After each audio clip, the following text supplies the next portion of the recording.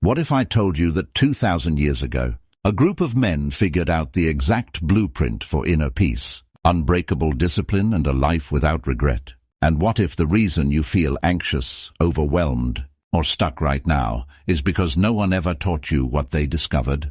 Today that changes. Welcome to Wisdom of the Stoics. I'm going to walk you through 12 Stoic principles that, if you apply them starting today, will completely transform the way you think, feel, and live. Stay until the end, because Principle 12 is the one most people never hear, and it might be the most powerful of them all. Imagine a man who wakes up before sunrise every day, sits quietly, and spends time preparing his mind, not for the perfect day, but for the hardest one. He knows that before the sun sets, something will go wrong. Someone will disappoint him. Something he loves might be taken. His plans might crumble, and he is completely at peace with that. That man was Marcus Aurelius, the most powerful ruler in the ancient world.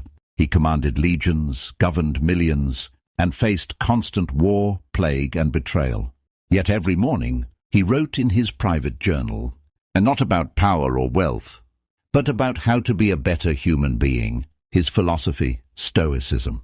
Founded in Athens around 300 BC by a merchant named Zeno of Citium, Stoicism spread across the ancient world and shaped the minds of emperors, generals, and slaves alike. And here's what makes it extraordinary. It wasn't academic philosophy meant to be read in ivory towers. It was practical, tactical, a survival manual for the human soul. The Stoics believed that you cannot control what happens to you, but you always control how you respond. And in that response, that's where your entire life is decided. All right, let's begin. Principle number 1, the dichotomy of control. Make the best use of what is in your power and take the rest as it happens. Epictetus. This is the single most important idea in all of Stoicism. And once you truly understand it, truly feel it in your bones, your anxiety will drop by half overnight. The Stoics divided all of human experience into 2 categories: things within your control and things outside your control. What's within your control? Your thoughts, your judgments, your intentions, your effort, your character. What's outside your control? Everything else. Other people's opinions, the weather, the economy. Whether you get the promotion, whether your flight is delayed, whether people like you. Now here's where most people suffer. They spend enormous amounts of emotional energy trying to control things they cannot control. They lie awake at night worrying about what someone thinks of them. They spiral into anxiety about the future. They rehash the past with bitter regret. The Stoic response: let it go. Not because it doesn't matter, but because your suffering over it changes nothing, while your focus on what you can control changes everything. Epictetus, who was born a slave and became one of the most celebrated philosophers in history, taught this principle from the most brutal possible position. He had no freedom, no wealth, no power over his circumstances, and yet he was, by all accounts, one of the freest men who ever lived, because he understood the only chains that truly bind a person are the ones inside their own mind. Today's practice: write down 3 things you've been worrying about. Then ask yourself, can I actually control this? If no, practice letting it pass like a cloud. If yes, take one action on it right now. Principle number 2, amor fati, love your fate. Don't seek for everything to happen as you wish it would, but rather wish that everything happens as it actually will. Then your life will flow well. Epictetus. This principle goes one step beyond acceptance. It doesn't just say tolerate what happens to you. It says love it.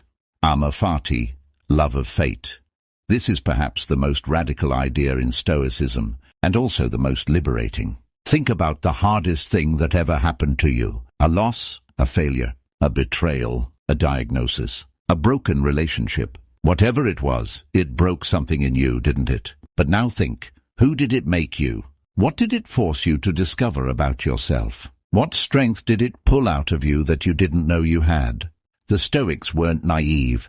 They didn't pretend pain doesn't hurt. What they understood was this: resistance to pain multiplies it. Every second you spend wishing things were different, you add suffering on top of suffering.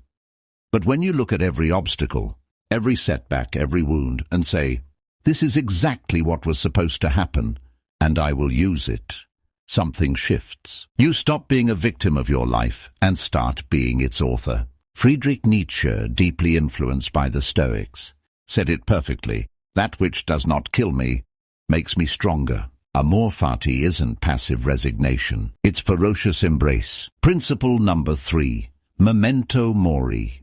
Remember, you will die. Let us prepare our minds as if we had come to the very end of life. Let us postpone nothing. Let us balance life's books each day. Seneca. In ancient Rome, when a general returned victorious from battle, he would ride through the city in a triumphant procession. The crowds would roar. Flowers would rain down from balconies. And riding in the chariot with him, a slave, whose only job was to whisper in the general's ear, over and over, memento mori, remember that you will die.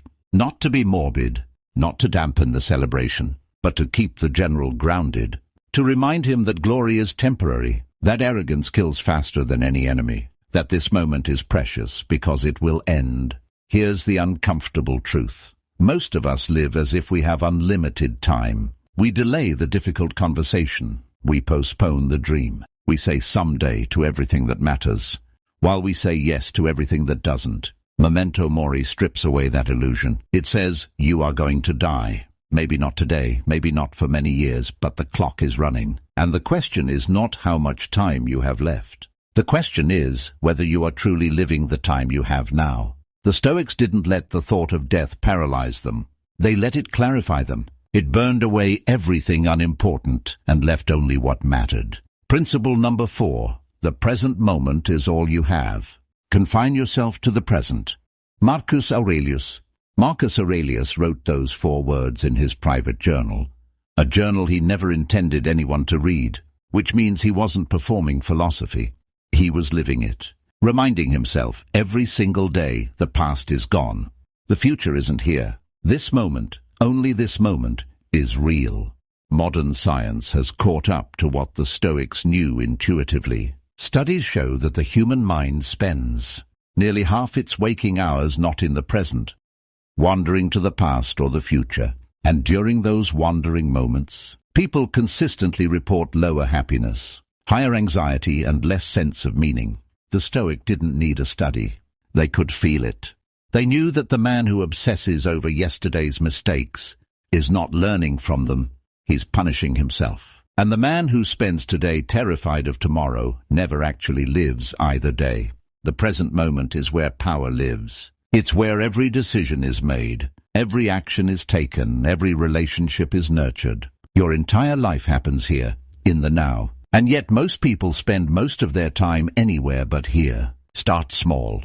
For the next hour after you finish this video, every time your mind drifts to worry or regret, gently bring it back. Not with frustration, with curiosity, like a river returning to its banks after a storm. Principle number 5, negative visualization. Prepare for the worst. He robs present ills of their power who has perceived their coming beforehand. Seneca. This one sounds counterintuitive, even dark, but stay with me, because this practice, done correctly, might be the single greatest tool for daily happiness that exists. The Stoics practiced what they called premeditatio malorum, the premeditation of evils. In plain language, regularly imagining bad things happening before they do. Now, before you click away, this is not about anxiety. This is about inoculation. Here's the difference. Anxiety imagines bad outcomes and spirals into helplessness. Negative visualization imagines bad outcomes, prepares a rational response, and then returns to the present with deep gratitude for what you still have. Think about something you love, your family, your health, your home, your freedom. Now, gently, not obsessively, imagine life without it. Imagine waking up tomorrow and it's gone. Feel that? That ache you just felt? That's gratitude. Raw, unfiltered gratitude for what you have right now that you walk past every single day without noticing. The Stoics used this practice to ensure that nothing they valued ever became invisible to them. And when loss actually came, as it always does, they weren't blindsided. They had already made peace with impermanence. Principle number 6. Virtue is the only true good. Wealth is not among the number of good things. Virtue is the only true good. Zeno of Citium.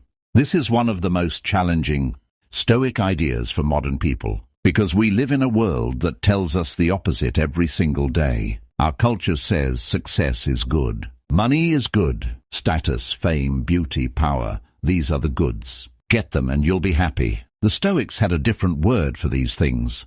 They called them preferred indifference, meaning, yes, it's better to be healthy than sick. Yes, it's better to be financially secure than broke.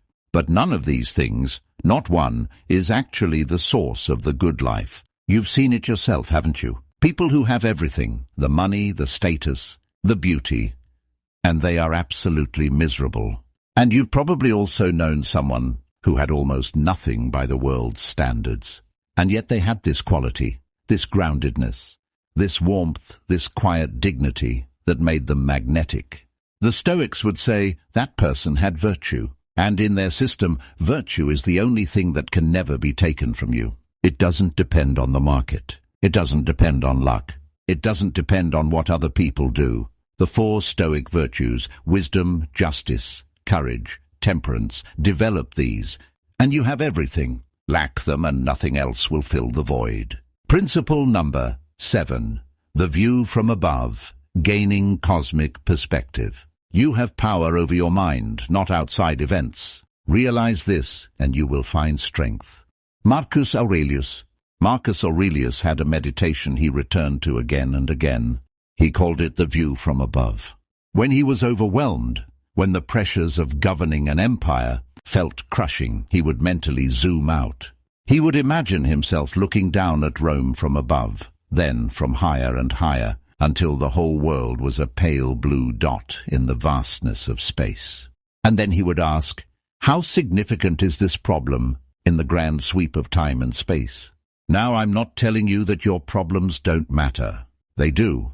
But most of the things we agonize over? The awkward thing you said at dinner last week, the argument you had about something trivial, the opinion of someone who won't remember you in 10 years? The view from above dissolves the noise and leaves only what is truly significant. Try it now. Whatever is stressing you today, zoom out. Your neighborhood, your country, the planet, the galaxy, the universe, which is 93 billion light-years across and has existed for 13.8 billion years. You are alive on a tiny rock for a brief flicker of cosmic time. And yet here you are. You have the extraordinary gift of consciousness, the capacity to love, to create, to choose. That is worth something. And most of your problems, in the view from above, they dissolve. Principle number 8. Act in accordance with nature. Man is a social animal. He who lives for himself is either a beast or a god. Aristotle, a close parallel to the Stoic view. The Stoics believed that human beings have a nature, a logos, a rational, social virtuous core, and when we live in alignment with that nature, life flows. When we violate it, we suffer. What does living according to nature mean in practice? The Stoics had a surprisingly clear answer. It means using your rational mind, not your impulses, not your fear, not your ego, to guide your choices. It means recognizing that you are part of a larger human community and that your actions ripple outward.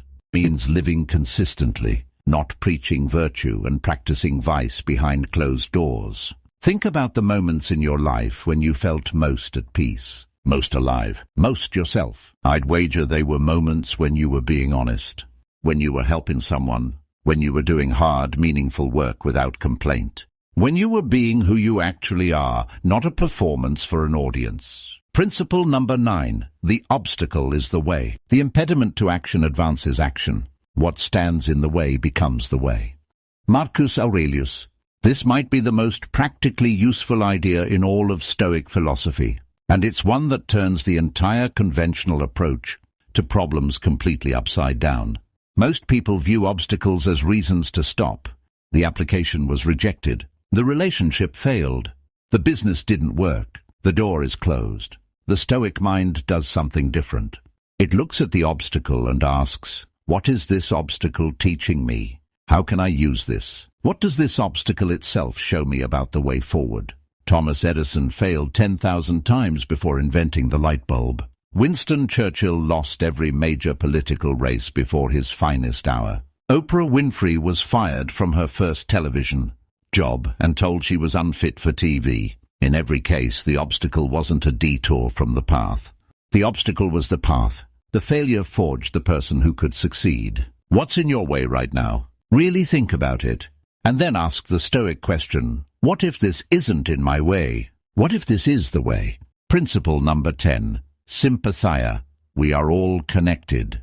What injures the hive injures the bee. Marcus Aurelius. Here's something many people get wrong about Stoicism. They think it's cold. They think it's about becoming an emotionless robot who doesn't care about others. Nothing could be further from the truth.